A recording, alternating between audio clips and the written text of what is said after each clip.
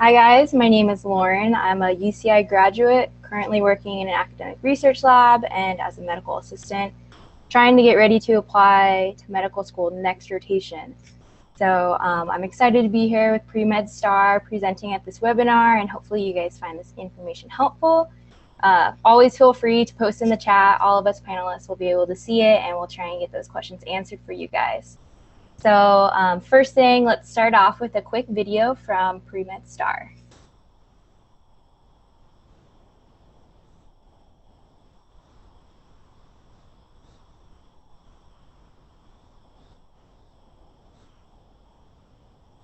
Being a pre-med is hard work. With so much going on, how do you keep track of it all? You're in clubs, you're doing volunteer work, research, presentations, physician shadowing, the list goes on and on. The last thing you want to lose track of, all the wonderful things you've done during your pre-med journey. Well, you don't have to. With PreMedStar's on-track portfolio, you can log all of your pre-medical activities in one place and access them anytime from anywhere. When it comes time to apply to medical school, you'll be good to go. Stay on track with PreMedStar on-track portfolio. Join our online community of pre-medical students for free at www.premedstar.com and tell a friend.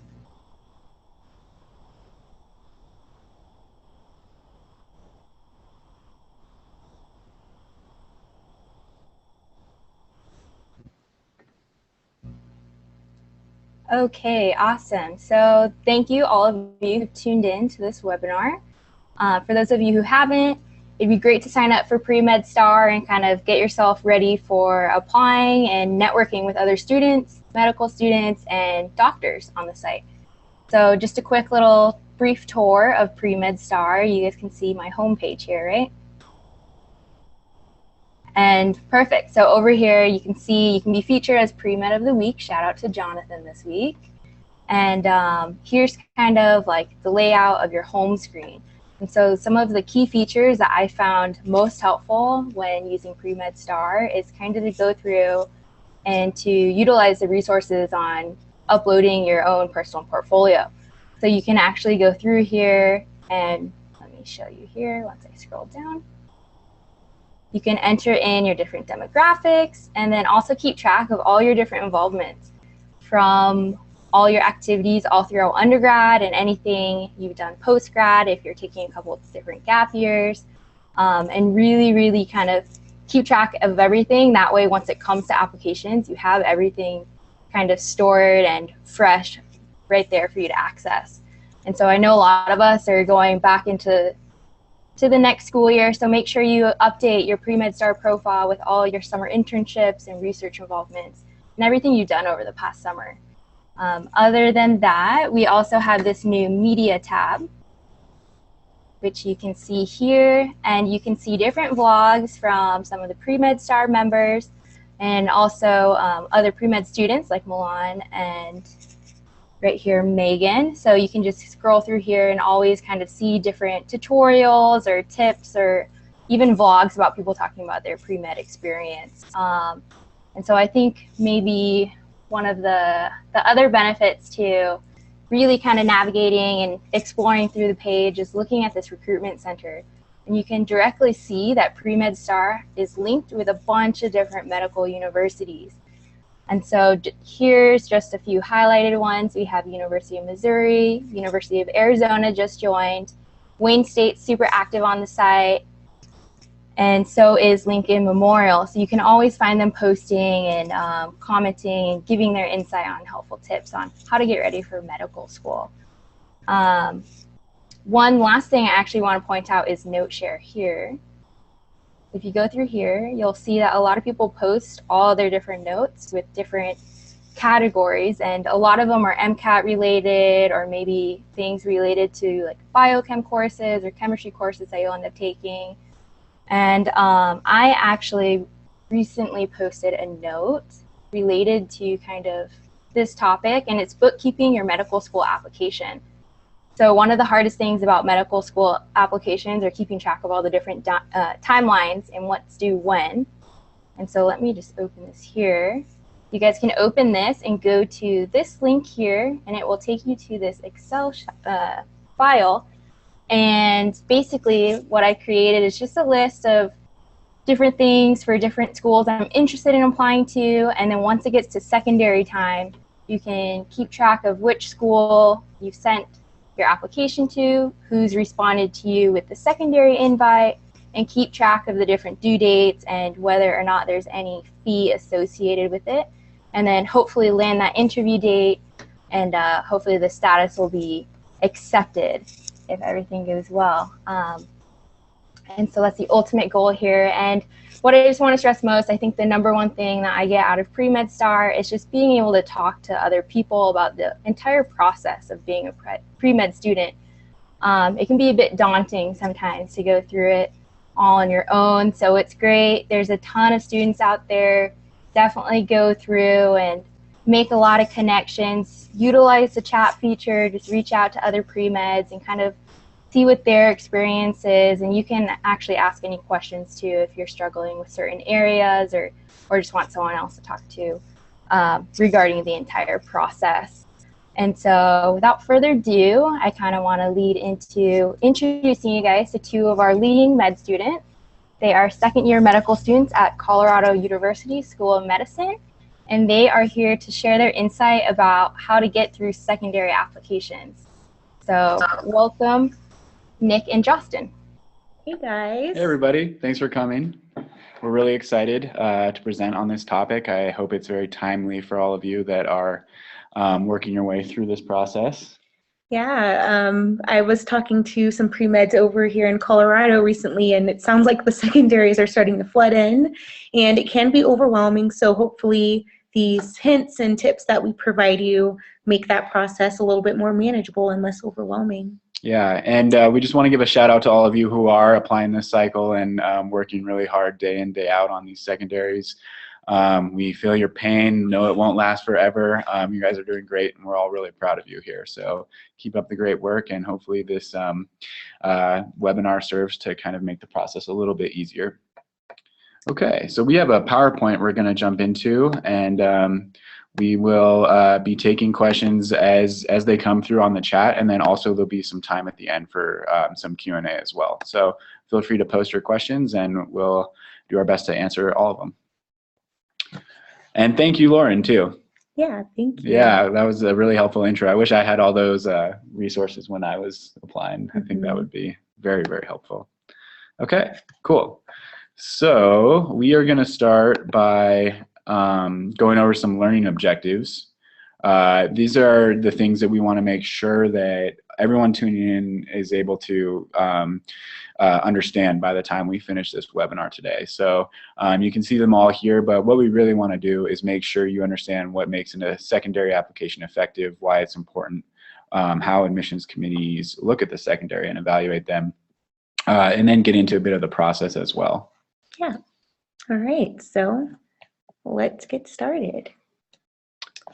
So the secondary, as you know, and if you've seen our blog post with the 10 hints, you may recognize that it's your opportunity to really sell yourself as a candidate, and one that's a good fit for that program.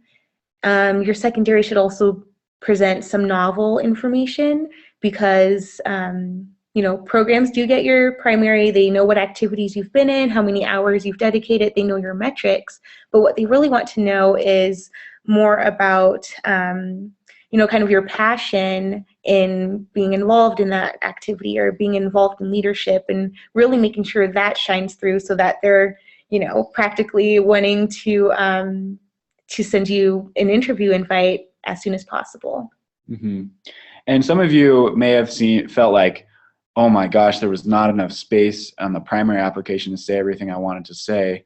And I always tell pre-meds that we're working with, relax, like you will have every opportunity to say what you want to say in your secondary applications. So this is a time to really expand on what you talked about, your main passions and activities.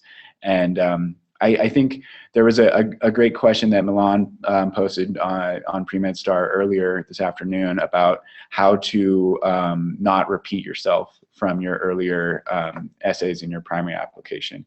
And so we'll get into that further, but just to kind of give you guys an idea, by expanding on what you've already explained, I think that the secondaries offer a chance for you to really tell a story that demonstrates your personal values, your qualities, and you have generally more characters and writing space allotted to do that. So we'll get into the details on that, but thank you, Milan, for posting that question. That was great earlier.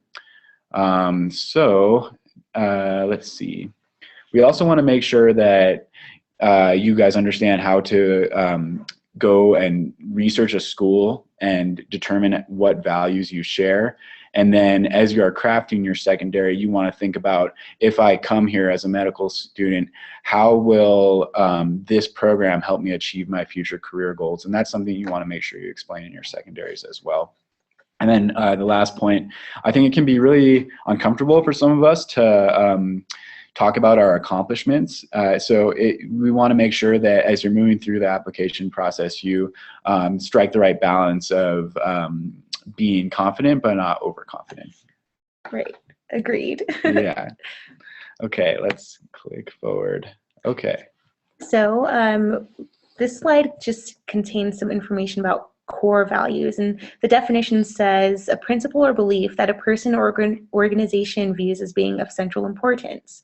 And so these values are pretty much common across all medical schools, both allopathic and osteopathic in the United States.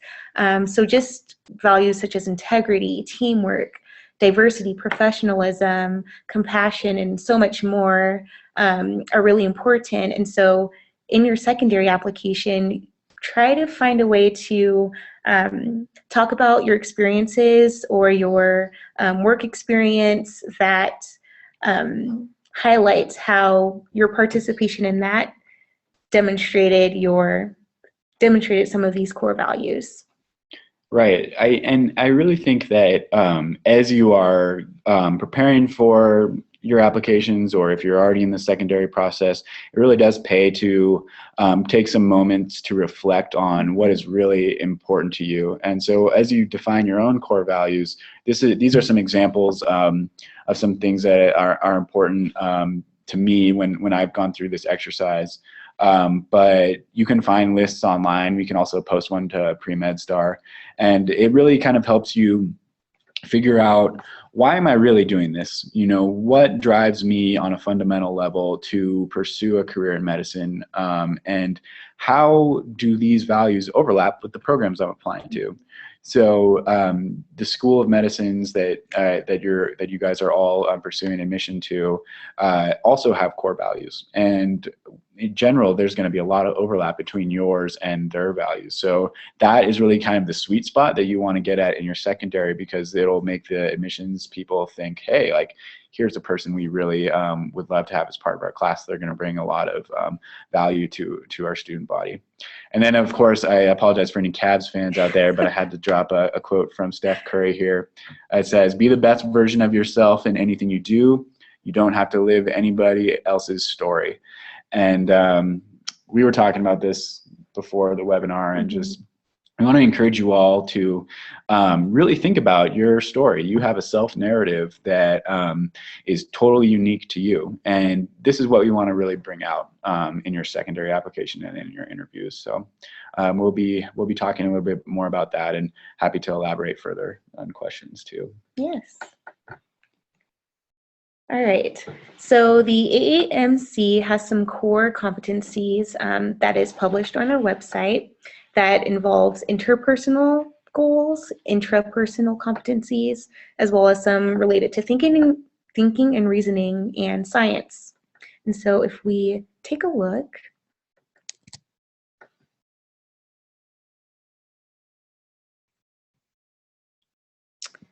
okay.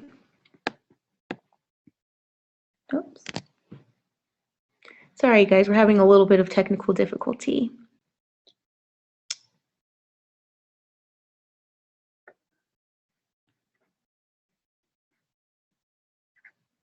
And here we go. Okay, so this is the website that's defining core competencies. So you can see that they go into detail of what these definitions are. And so as you're, doing some self-reflection, as Nick was explaining, this website and this link in particular is a valuable resource in terms of kind of thinking what competencies you've accomplished, as well as those that you can work on. Because one question that you may have seen in your secondary so far is identify strengths and weaknesses. And so this website is a great tool to identify those that you may have. Mm-hmm.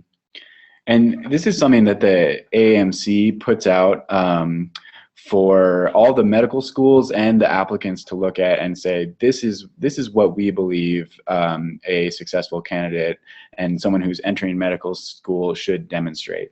So I use this framework here constantly during my application process. I sent it to my letter writers. So for those of you that may be watching this webinar in the future and haven't applied for your primary, this is a great link to send out to people who are writing letters of recommendation, and to just really think about as you're identifying activities and experiences that you want to talk about in your secondaries and during your interviews. You might say, hey, that time I worked at that summer camp really showed my ability to work collaboratively on a team. And as I was working with the counselors and our coworkers, I really had to develop my oral communication skills. Mm-hmm. And so you might think of an example of when you actually had an instance where you used some of these skills. A classic secondary question is talk about a time where something happened and the outcome was not what you had hoped for. So overcoming adversity, classic essay prompt. And what you can do then is you may think back to an activity that you talked about in your primary, but you might have an example from work or school or volunteering that you didn't discuss in your primary. And that's the chance to really you're using an experience you already mentioned, but you're telling it in a different way, and in that way you're not repeating yourself. So I cannot emphasize how amazing this resource is, just to have it all laid out there. Yeah. So now we'll switch back to the PowerPoint. Let's make sure. Okay. And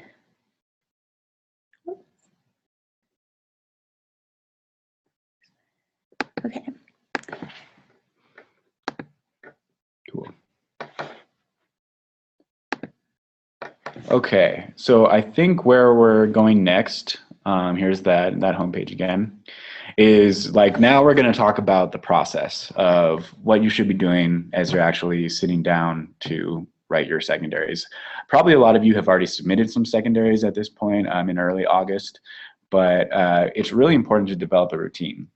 I don't know, what was your day-to-day like when you were doing secondaries? So when I was writing my secondaries, I was also working, and it was a very busy job, 9 to 5.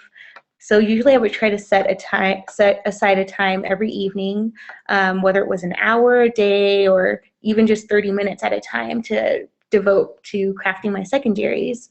And so I would just stay focused during that time, and if I ever hit a roadblock, I would step away and know that, okay, on Saturday morning between this time and this time, I'm going to, crack out these 3 secondaries. Mm-hmm. I was also working when I was filling out my secondaries. So props to you all that are holding down jobs or going to school or continuing your volunteering obligations during this time. I know it's really, really tough.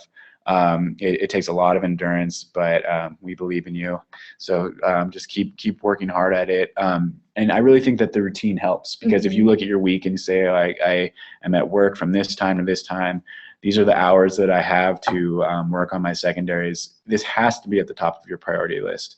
It really is a time where you're going to have to make sacrifices. You're not going to see your friends and loved ones as much because you need to really hunker down and finish these essays. It won't last forever. I promise you'll feel so great when you finish, but the turnaround time is really important. It doesn't have to be instantaneous, you know, but you really need to make it a priority. So this should not be the type of thing that you're putting off to do non-essential, non-mandatory obligations. So like if you can keep progressing and carve out time in your schedule to make steady progress every day on your secondaries, you're going to be in really good shape.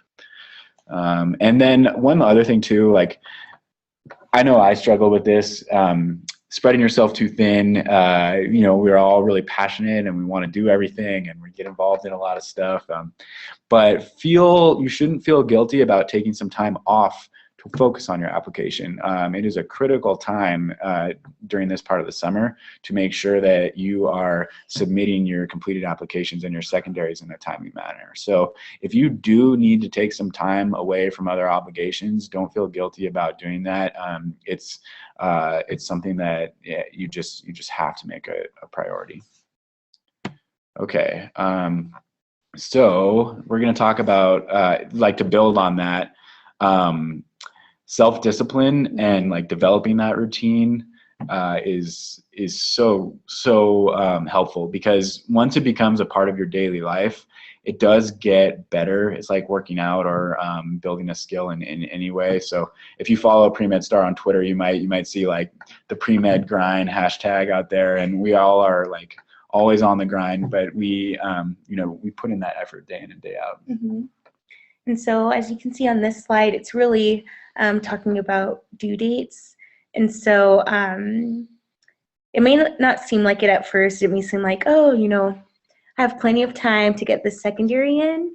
But the timing, although the medical school application process can seem random and kind of a black box at times, submitting your secondaries early does actually have a beneficial effect, because there are a certain amount of interviews that the schools can maximally extend.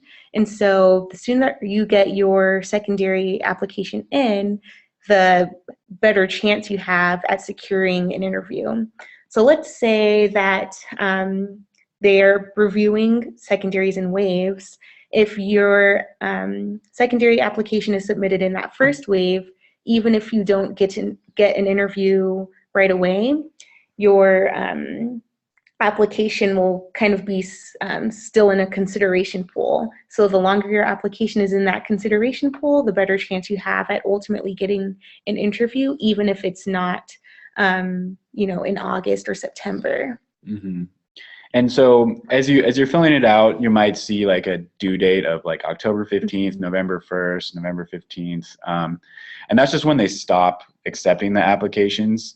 When I was approaching my secondaries, I had my list, that spreadsheet that Lauren showed earlier is a great way to track your schools and which ones have sent you secondary invites, etc. But I prioritized it the following way. I looked at all the schools that I had gotten secondaries for, and then I looked at the schools that I most wanted to go to, and I also looked at the schools where I had the best chance based on my stats, and then I prioritized it based on those. So even if it was a school like I really wanted to go to, I'd put that one at a higher point in the list, and then I would balance that with like schools that were my best chance.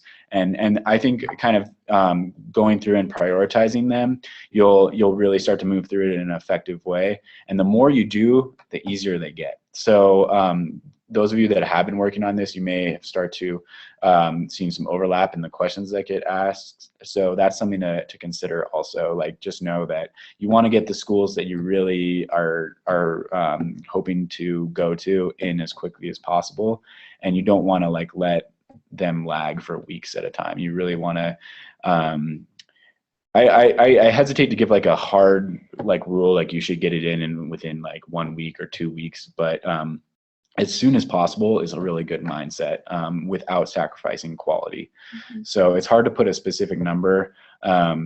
I would say like more than 2 weeks, you're starting to get into the point where they're like, that might not be as good, but it's not like a hard and fast rule. There's definitely wiggle room and gray areas in that. So really push yourself. This is like you've worked so hard to get to this point, and even applying to medical school is a huge accomplishment. So it's kind of like you're in sight of the end zone. You're, like on the 2-yard line, and you're like really trying to push yourself, but you might be coming up against like a big wall of writer's block or whatever. So that's where that self-discipline piece really comes into play. I have a quote here that has like helped me in the past, just like knowing that I may not have been like the smartest guy out there, or I had like all of the best things on my application, but I knew that I was always going to put in the work. And that's something that was in my sphere of influence. Like that was something I had control of. So yeah, that's kind of all I have to that was great. say on that one.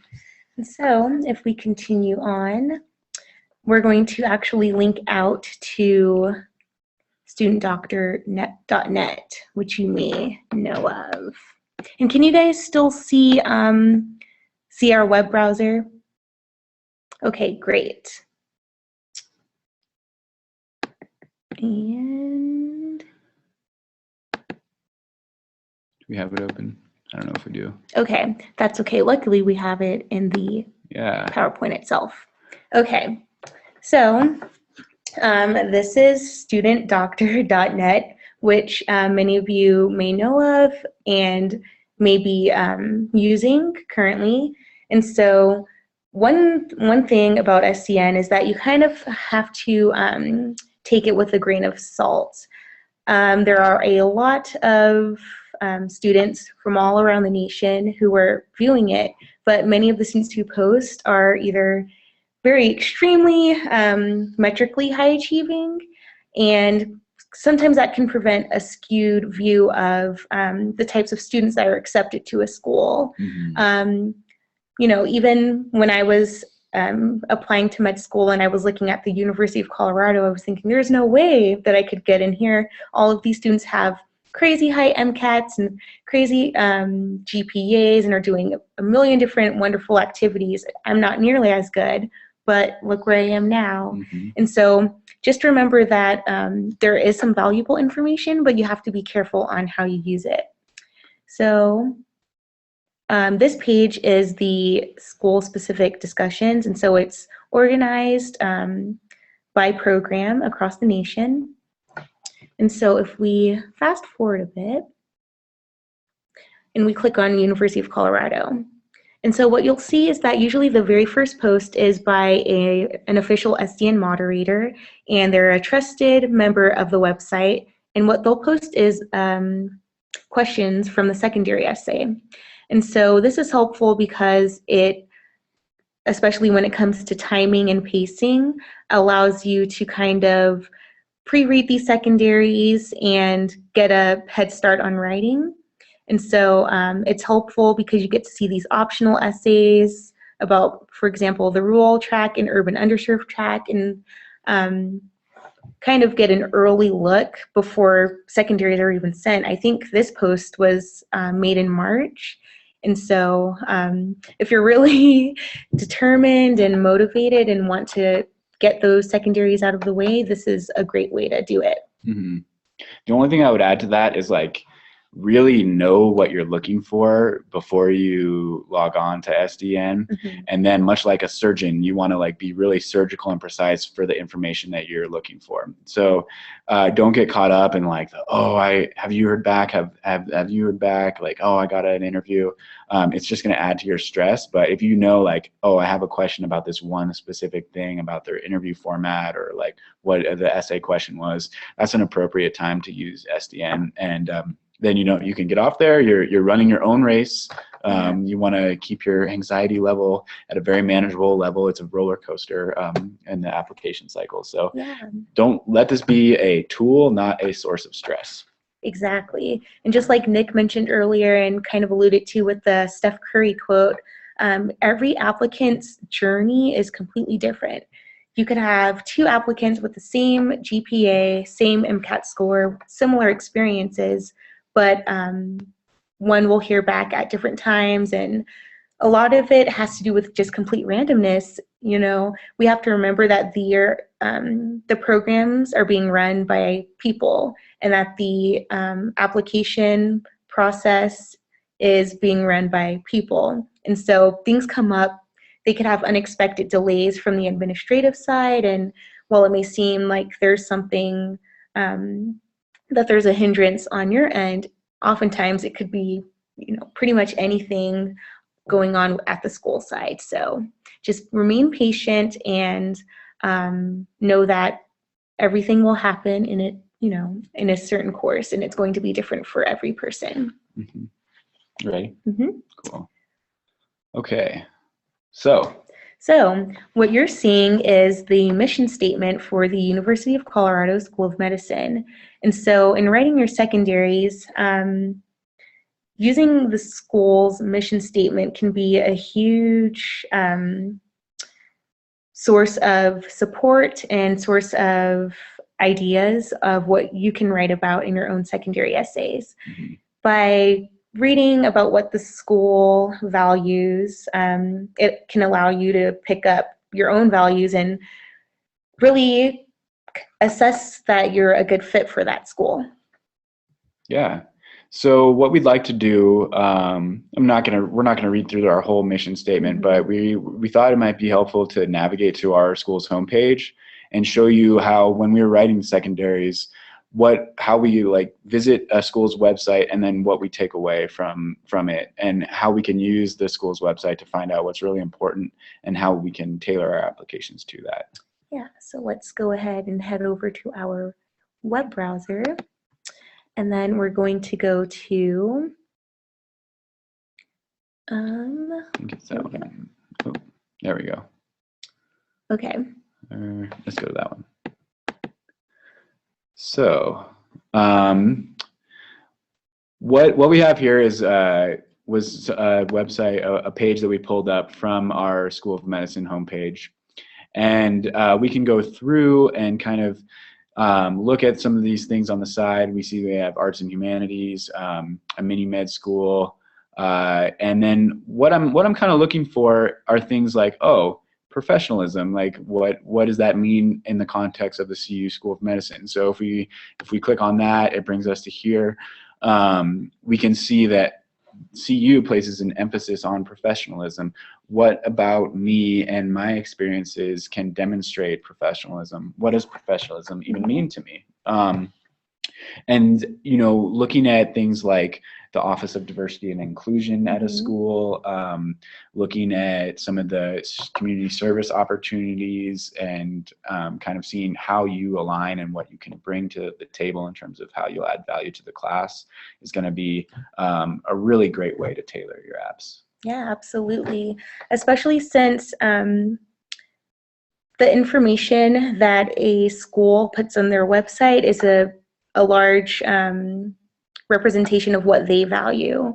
And so especially if there's something that you're really passionate about, for example, let's say underrepresented populations in medicine, whether those are ethnic minorities or more vulnerable populations, LGBTQ, and just assessing that information from the beginning can, one, help you confirm and truly decide, you know, is this school one that I want to submit a secondary to, and kind of highlight some characteristics of your own background that really mesh well with the school's values. Mm-hmm. And I also, not to go too far back, but I see that Milan and Megan posted some things. Yes, definitely when using SEN, you have to know how to filter. And Megan commenting about prior threads from the years before, having, you know, a compilation of all the secondaries.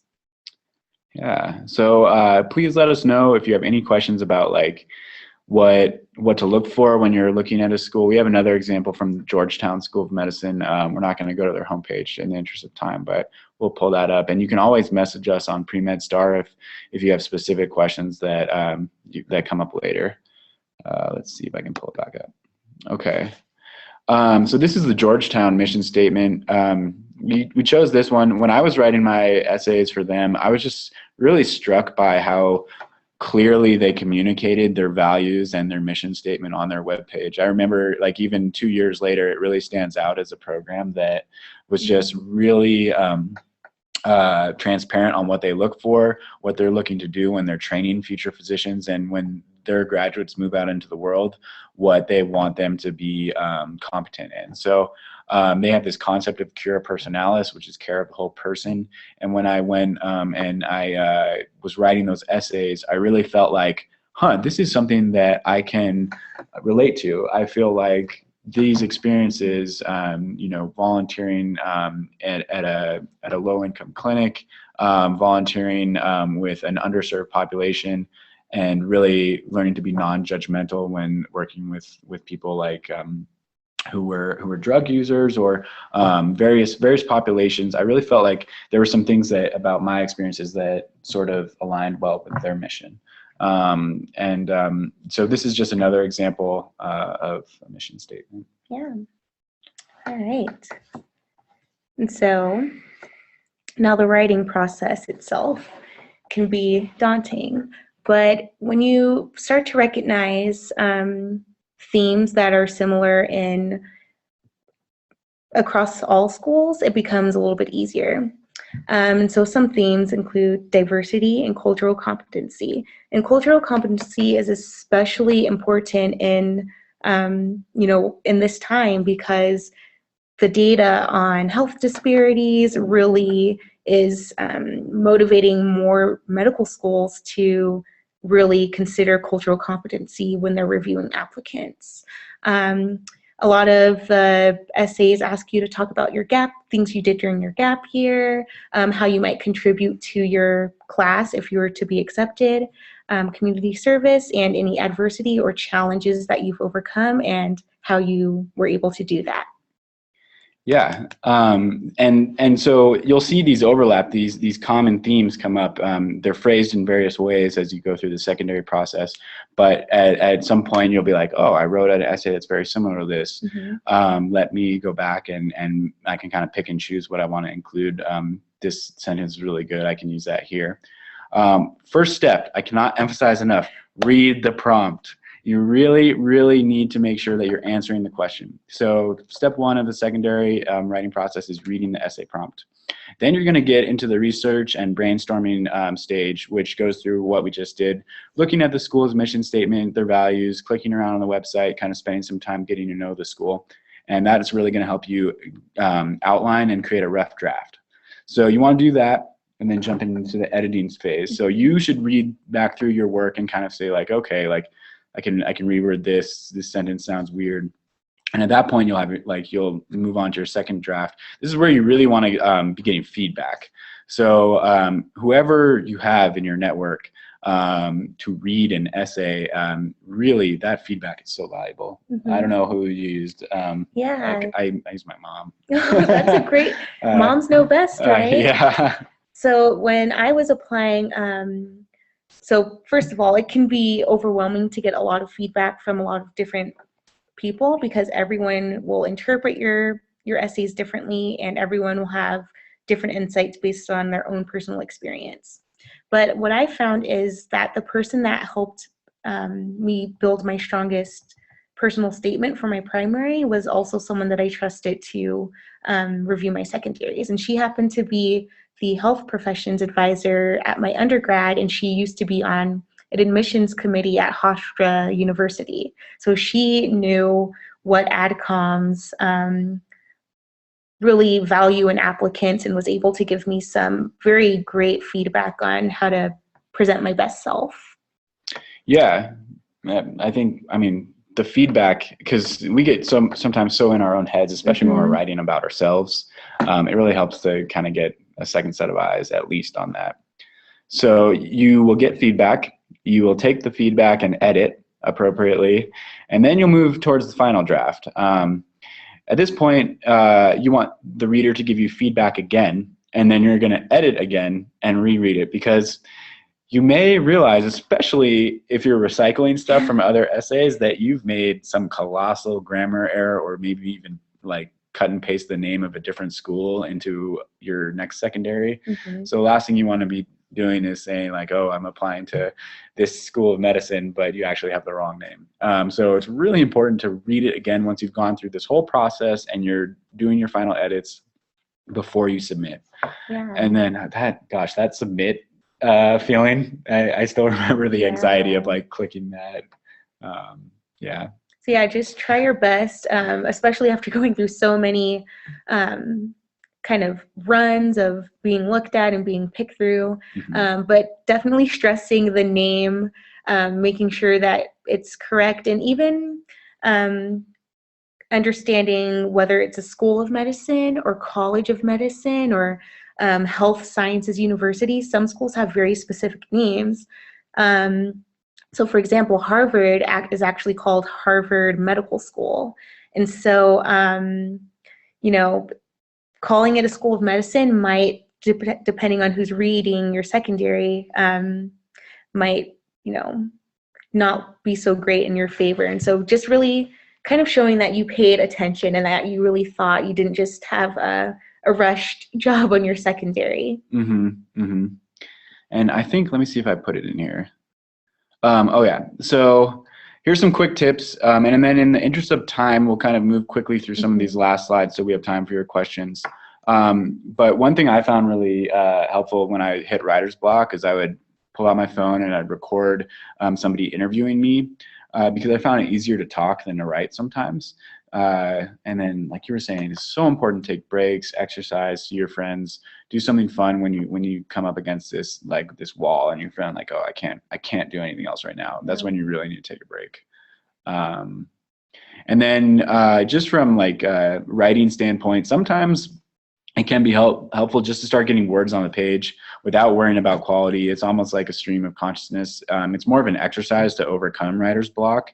But if you're sitting down and you're like really just struggling to get anything down, it's sometimes good to just either start typing or get the pen moving, and you might be surprised. You might have some good stuff come from that. So those are some ways that you can overcome writer's block, because we all hit that, especially when we're writing about ourselves. Absolutely. Let's see. So we'll kind of move quickly through this. If you have submitted secondaries already, you understand that secondaries are expensive. Some of them might be less than $100, some of them might be more than $100, but know that like somewhere in that $80, $90, $100 range is what it costs to submit a secondary applications. And I remember thinking like, oh man, I just spent all this money on my primary, and whoa, this is really adding up fast. So I think it's really a great opportunity to get a handle on your personal budget if you don't already have one. You are going to be on a long journey that is really time consuming and expensive to be on. So learning how to manage your finances is something that I think we'll probably save for another webinar in the future. But I just want to really emphasize, like, just know this cost is coming. Know that you're going to have to pay for plane tickets for interviews, hotels. It's expensive to apply to med school. Yeah, so if you're currently in the application cycle and are kind of concerned about expenses, definitely, you know, try to save. Don't feel embarrassed about maybe reaching out to family for help. Something that I did is I knew that I was applying, and so the year before applying, I kind of solicited donations from my family and let them know, you know, hey, like, this is Josten's Going to Med School Fund, and just like starting as early as you can, whether that's looking into waivers, looking into scholarships that can help you with these expenses. And there is a chance that you might be offered fee assistance from the school specifically. So if you're thinking like, wow, like I really want to apply here, but I don't know if I can afford to, don't hesitate to call the admissions office at the school that you're applying to and see what type of programs and funds are available, because they usually have something depending on your situation. So here's some links. This is just another shout out on learning personal finance. We'll cover this in probably another webinar someday. Full disclosure, we are not paid by any of these resources or companies. We're just volunteers. So we can share these links on PreMedStar. I love Khan Academy and Reddit for learning about that stuff. It's really helped me budget during med school. And I think just so you I think the average med student graduates with quite a bit. Yeah, it's I don't know the exact number. My personal, I'm thinking I'll probably graduate with about $200,000 in student loans. So just know that it's really expensive, but there's some things you can control. So getting on that path now will really help you in the future. And then here are some resources. Yeah, so these are just some valuable links. Shout out to PreMedStar there. And, you know, just kind of browsing through these, picking up whatever insights that you can to help guide you in your application journey. And the AAMC does a phenomenal job putting resources out there for you guys. Not just as pre-med students, med students, as residents. They have some awesome stuff. So if you're not already a member, like go to the AAMC website and check them out, because they have some really great stuff. Yeah. And so I think that is the end of our presentation. So we can take any questions that you all have. Oh, there's Lori. Okay, so can you guys see us? Yeah. Awesome. Okay. Okay, so does anyone have, you're welcome. Yeah, thanks. We hope you found it helpful. Does anyone have any questions? And then Milan, did we answer your question? Like about how to not repeat, and then what you can do to prepare in advance? Because what you can do, I guess one thing to do, if you haven't gotten the secondary invite, look for the prompt on SDN.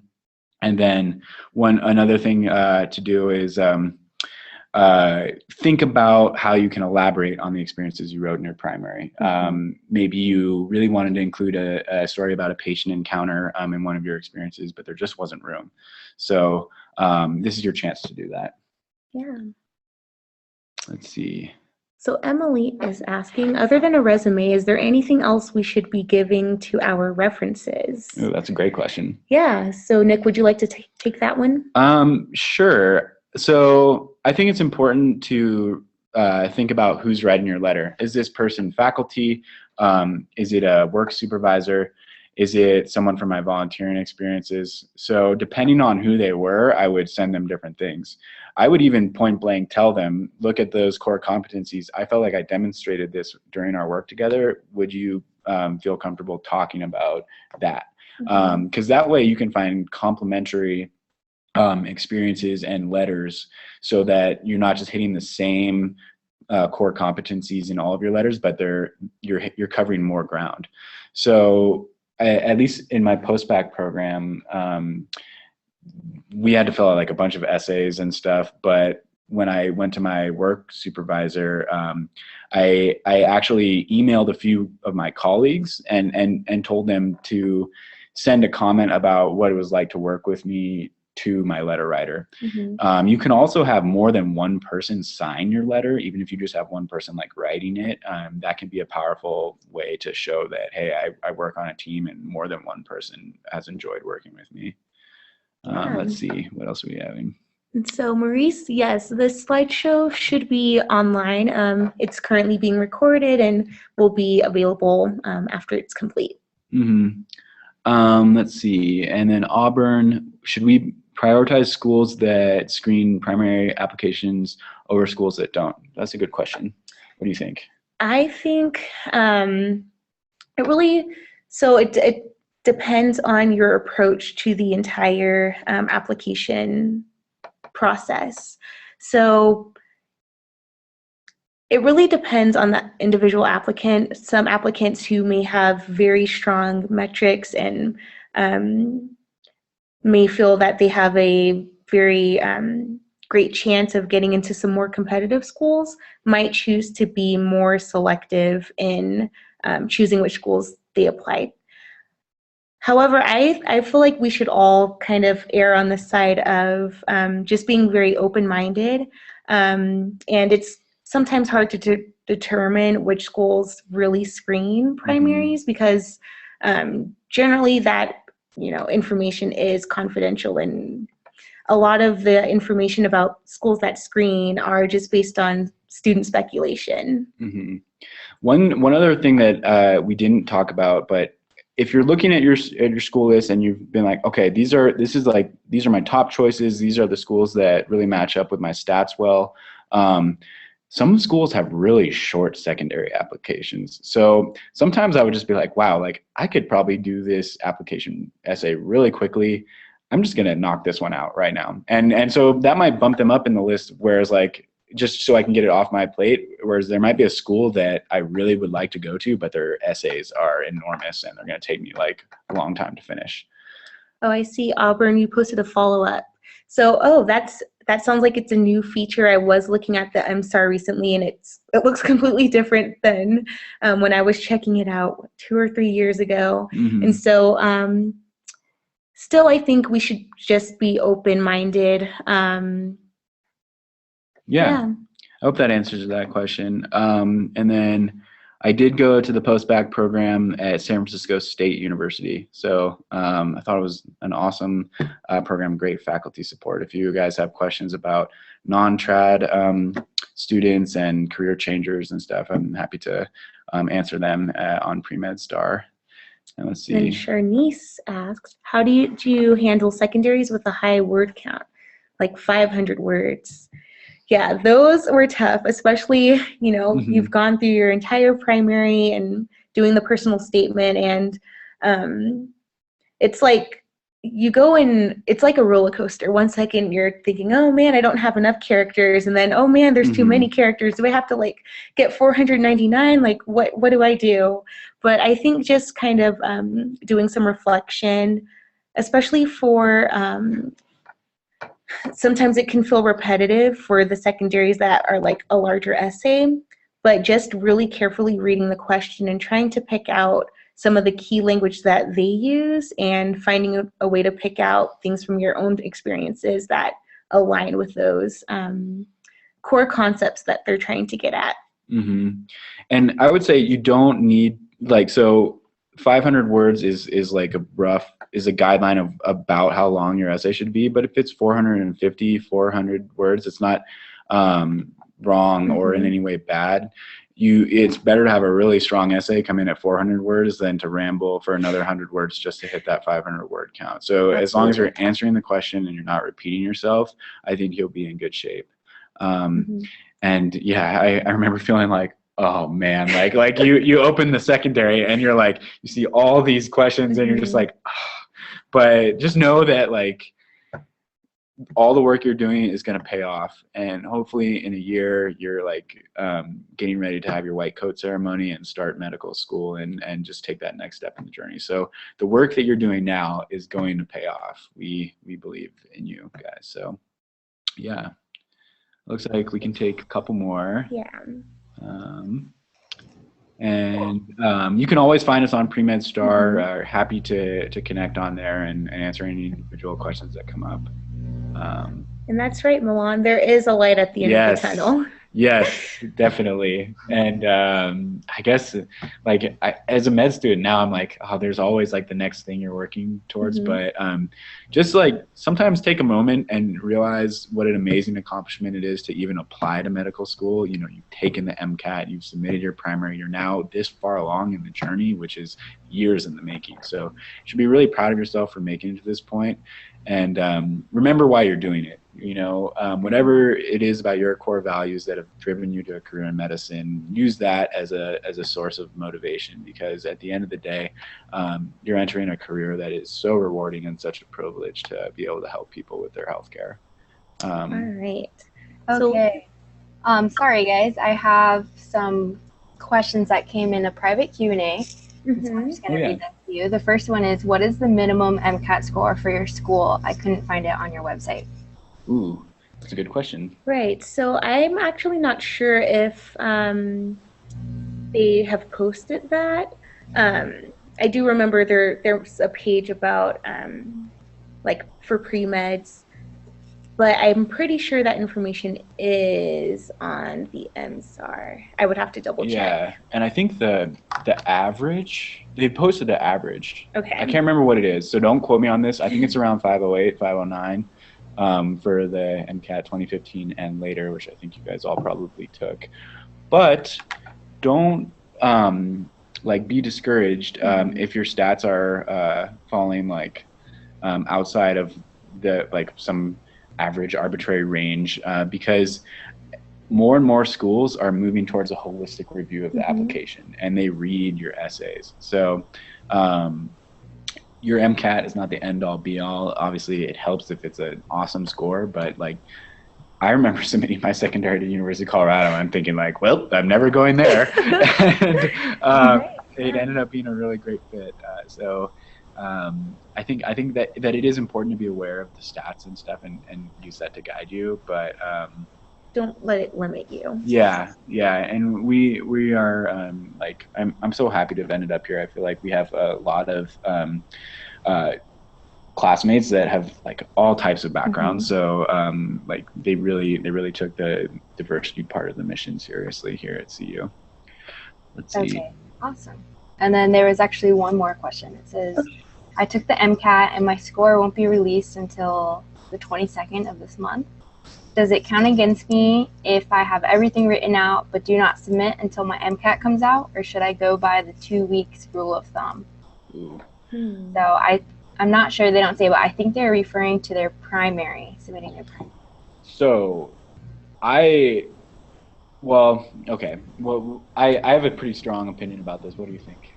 You should share it. Okay, so I think... Oh, they were thinking about they're talking about their secondary, sorry. Oh, okay, so you've already submitted your primary then.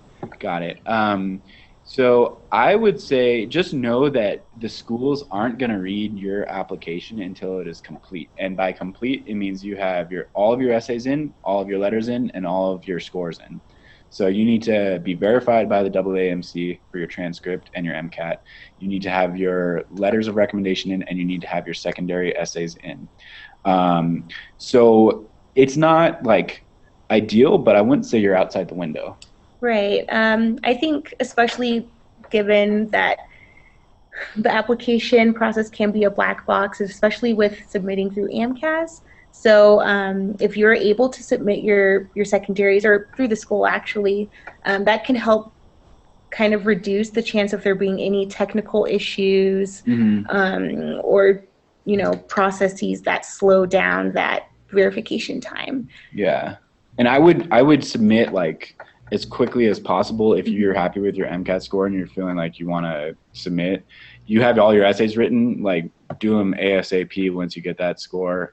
You could, if you feel like I'm going to apply no matter what the score is, just submit the essays now and keep moving forward with them, because that way it'll all happen automatically. The other thing to add is that just know that by like having a completed application a little bit later in the timeline, that moves your whole cycle interview season back. So don't stress if you're like not hearing back till later in the year, even in January, because like they're all coming in on a rolling basis. So yeah, I kind of experienced that because I was waiting for some letters into August, and it caused me a lot of stress. I wish I had taken a chill pill and just kind of like, really mellowed out about that.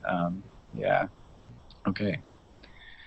And we are both out-of-state students. Yeah. About 70% of our class comes from Colorado, and about 30% come from out of state.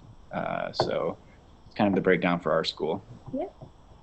Okay, perfect. Well, thank you, Nick and Josten, for sharing all your insight about secondaries. I just have 3 quick announcements for everyone who's tuned in. Don't forget to update your profiles with all of your summer activities and get on track of that before the start of the new academic year.